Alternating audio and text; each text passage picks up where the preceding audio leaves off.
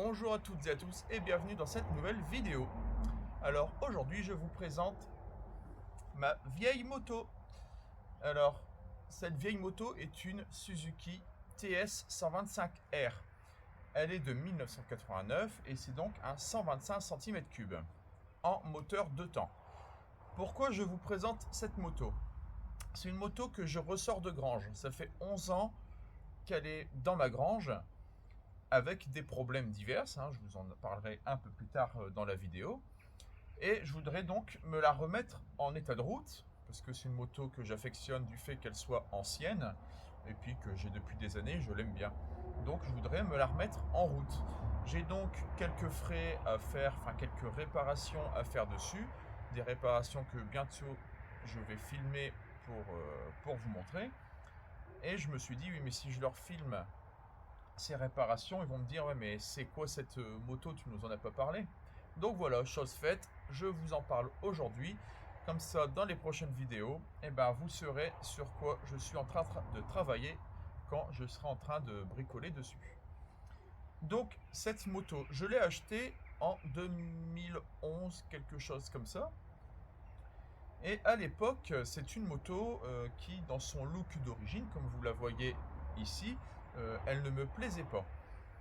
Donc, ce que j'avais fait, c'est que je l'avais modernisée. Cette moto, c'est un trail.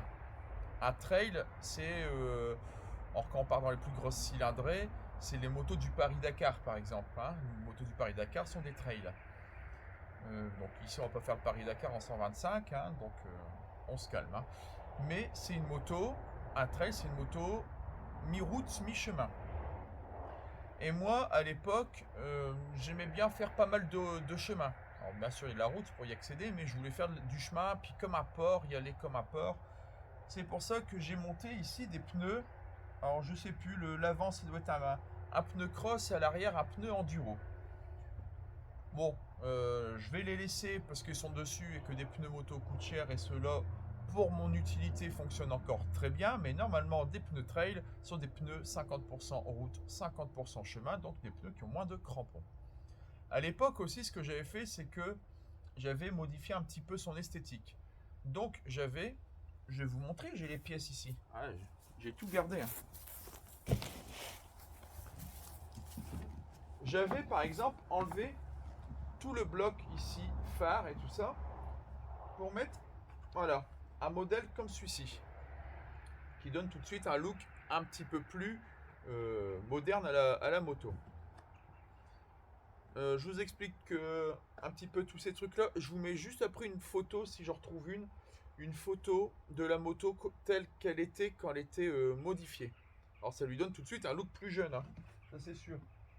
J'avais aussi, voilà, des protège-mains comme ça. J'avais aussi, alors ils y sont toujours, il y en avait aussi derrière, ceux de derrière ils sont là. J'avais remplacé les clignotants d'origine, les gros clignotants orange, par du petit clignotant look carbone à LED. D'accord? Donc là c'est pareil, il faut que je les enlève. Je vais remettre des clignotants type origine avant-arrière, les gros clignotants. Pareil, vous voyez là, il n'y a pas de rétroviseur, donc c'est en attente de remettre les rétroviseurs type d'origine. En attendant, eh bien, j'avais mis un seul rétroviseur comme ça, côté gauche. Un rétro qui a un look vraiment moderne. Et aujourd'hui, ça ne me plaît vraiment plus. Et j'avais mis aussi, concernant l'arrière, je vous mets quelques photos tout de suite de l'arrière comme il est actuellement. Et voici ce que j'avais mis à la place. Donc ce garde-boue en fait arrière avec sa bavette. Alors la bavette c'est de l'adaptable, c'est universel et ça s'est très bien adapté sur ce garde-boue. Par contre le garde-boue c'est un garde-boue de Suzuki RM de 2002 me semble-t-il. La Suzuki RM étant plus ou moins la même moto esthétiquement, sauf que c'est une pure cross, donc il n'y a pas de phare, il n'y a pas de clignotant. Pardon, petit rototo en caméra, ça le fait pas, c'est pas grave. Il n'y a pas de clignotant, il n'y a pas de phare, il n'y a pas de rétroviseur, il n'y a pas de plaque d'immatriculation bien entendu. Donc c'est vraiment une pure cross qui a un look un peu comme celle-ci. Donc c'est pour ça que j'avais mis ce garde-boue de RM que j'ai dû modifier pour l'adapter quand même. Voilà. Et voilà, il y a quoi, des 2-3 semaines, un mois maxi, je me suis dit tiens, j'ai envie de me la refaire. Et du coup, je l'ai ressorti de la grange, rentré dans l'atelier et me suis attaqué à tout dégager. J'ai tout dégagé, me suis dit je veux la remettre dans sa configuration d'origine. Donc, je lui ai remis son garde-boue arrière, son support de plaque avec l'éclairage de plaque, son feu, son porte-bagages à l'arrière. J'ai remis les cale-pieds arrière, j'avais enlevé les cale-pieds, j'avais enlevé les protections de chaîne, j'avais changé mon pignon de sortie de boîte qui est actuellement 15 dents par à 13 dents, donc j'ai moins de vitesse de pointe mais une plus grosse accélération. Bon, aujourd'hui ça sera très largement suffisant, j'ai remis le pignon 15 dents.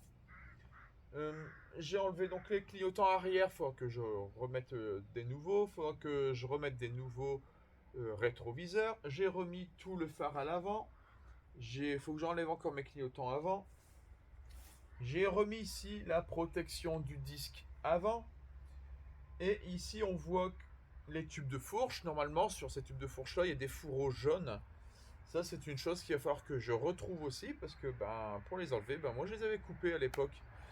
Grosse erreur. Donc va falloir que j'en retrouve. Ça sera peut-être pas ceux d'origine, plutôt de l'adaptable, mais ça fera très bien le job. Donc voilà, ça c'est pour cette petite remise à l'état. Alors oui, on le voit pas, c'est de l'autre côté. Je vais vous mettre une petite photo tout de suite de ce pot d'échappement. Le pot d'échappement n'est pas celui d'origine, puisque celui d'origine, déjà il bride la moto et comme elle est en full, forcément il n'y a plus le pot d'origine. Ce pot d'origine n'est pas homologué. C'est un pot d'origine censé être pour la compétition. Alors j'ai mis celui-là pourquoi? En fait j'avais pas tellement le choix puisque un pot d'origine n'existe plus. On retrouve plus de pièces d'origine. Quand on en retrouve, elles sont d'occasion dans des états qui sont pas toujours très bons et des fois ils coûtent une fortune. Pour le même prix, je pouvais avoir celui-ci qui était neuf. C'est à peu près le seul échappement qu'on fait pour ce type de moto. Aujourd'hui, si vous cherchez, il n'y en aura que un ou deux. C'est à peu près le même modèle. Donc c'est pour ça que j'ai un échappement, on va dire non homologué, ce qui fait qu'elle fait quand même pas mal de bruit. Mais la moto, du coup, est libérée au niveau des gaz d'échappement. Dans le coup de l'échappement, c'est pareil, j'avais fait enlever les pastilles à l'intérieur. On m'a ouvert le pot d'échappement, on m'a enlevé les pastilles qui brident le pot d'échappement.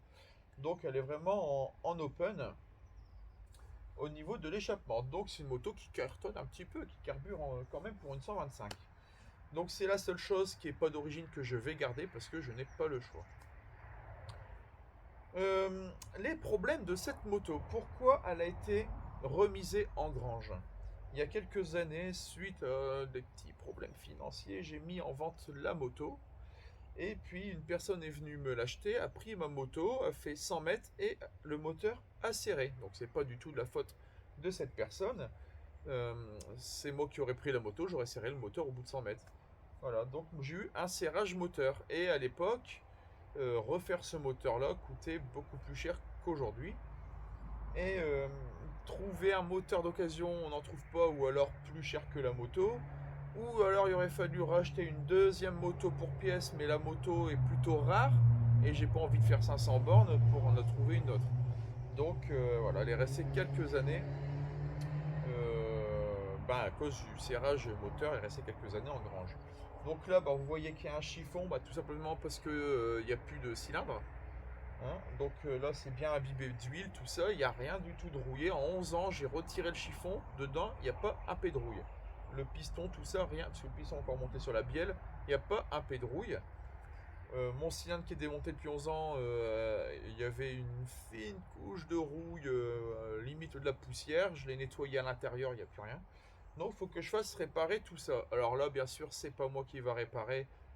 Je ne sais pas refaire un cylindre piston. Par contre, je verrai, peut-être que ce sera moi qui fera le remontage. On verra à ce moment-là.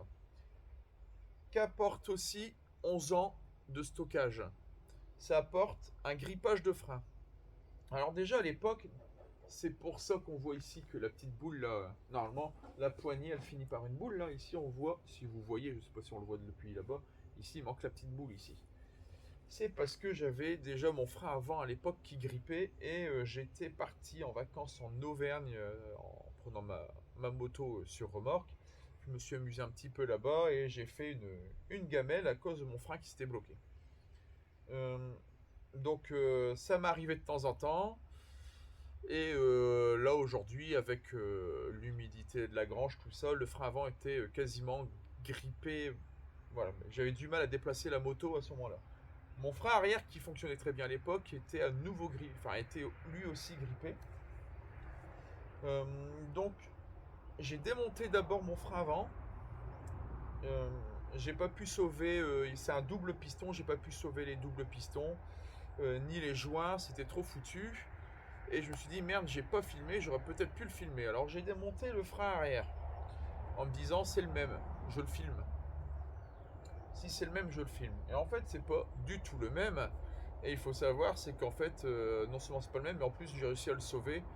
Il est à nouveau fonctionnel sans changer aucune pièce, ni même les joints.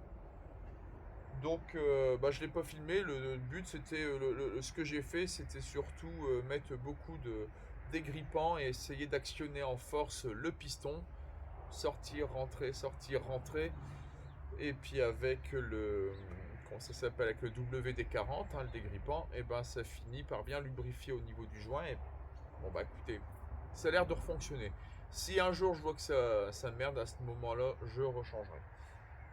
Concernant le frein avant, je viens de recevoir toutes les pièces pour refaire tout l'étrier. Donc ça sera le sujet de la prochaine vidéo. C'est pour ça que je vous présente la moto. Il y aura l'étrier de frein qu'on va refaire ensemble. Donc voilà, prochaine vidéo, l'étrier de frein. Ensuite, donc le moteur à refaire hein, au niveau du cylindre piston. Il faudra peut-être refaire une purge de tout ce qui est liquide de refroidissement, puisque c'est un moteur à refroidissement liquide. Et comme il a été ouvert, forcément, il n'y a plus de liquide de refroidissement. Donc il va falloir refaire peut-être même un nettoyage, hein, parce qu'il y a peut-être un peu de merde qui est passée dans les circuits. Donc on fera un nettoyage du circuit de refroidissement avant un remplissage définitif. Oui, je vous ai pas dit son kilométrage. C'est une moto qui affiche aujourd'hui 18 400 km. Donc elle est encore toute jeune. Hein, on peut encore faire pas mal de bornes. Le tout c'est de remettre un cylindre piston et puis c'est reparti. Son kit chaîne ne sera pas changé puisqu'il avait été changé avant de tomber en panne. Donc le kit chaîne est neuf. Peut-être refaire juste un nettoyage de la chaîne. Elle est graissée d'origine, mais il y a la merde de la poussière qui s'est accrochée dessus. Elle n'est pas très propre, donc il faudra la nettoyer et la regraisser. Mais le kit chaîne est neuf. Chose à faire aussi, ce sera un nettoyage carbu, puisque alors j'ai acheté un filtre à essence. À mon avis, le réservoir étant vieux, j'ai dû aspirer avant de tomber en panne quand même pas mal de merde qui ont pu encrasser mon carbu. Hein. Il fonctionnait très bien, mais j'imagine que ça peut s'encrasser. Donc on verra pour faire un nettoyage carbu, un nettoyage du réservoir qui est vide depuis 11 ans et qui a dû avoir un peu de merde dedans, peut-être de la rouille, on verra. Et j'ai acheté donc un filtre à essence qu'on mettra entre le carbu et le réservoir. Et une fois le réservoir donc à nouveau rempli, on roulera avec et on verra si de la crasse arrive dans le filtre. Et ensuite le must, donc ça sera fignoler la moto. Une fois que tout sera réparé, la fignoler, donc remettre des rétroviseurs d'origine, les clignotants d'origine, alors d'origine de type origine, parce que d'origine on n'en trouve plus. Alors si j'en trouve ça sera bien, mais on n'en trouve plus. Donc de type origine, rétro clignot. Et puis éventuellement peut-être des éléments qui vont être remis en peinture, notamment ici le garde-boue avant qui a pris sacrément le soleil et qui est complètement déteint. Donc ça, il faudra peut-être remettre un coup de peinture. Et je suis en train de voir pour retrouver un kit déco d'origine. Alors si j'y arrive, c'est le must de chez Must. Et puis oui, remettre aussi donc des fourreaux de protection au niveau de la fourche. Je pense avoir fait un petit peu le tour de cette petite bécane. Ah oui, aussi une dernière chose que j'ai oublié de rajouter dans le must du must, ça serait donc des protections au niveau des poignets. Donc j'avais ceux-là à l'époque, qui au niveau de la couleur sont très bien, hein, le bleu, il y a du bleu, enfin très bien au niveau de la couleur, mais au niveau de la forme, c'est pas du tout ça. Et moi j'aimerais bien les gros carrés de l'époque. Voilà. Donc si je retrouve ça, ça serait vraiment le top de chez top. Voilà. Donc on se retrouve pour de prochaines vidéos sur cette moto, notamment les freins avant, le frein avant. En attendant la prochaine vidéo, je vous dis bricolez bien sur vos véhicules, bichonnez-les bien, et on se dit à bientôt. Allez, bye!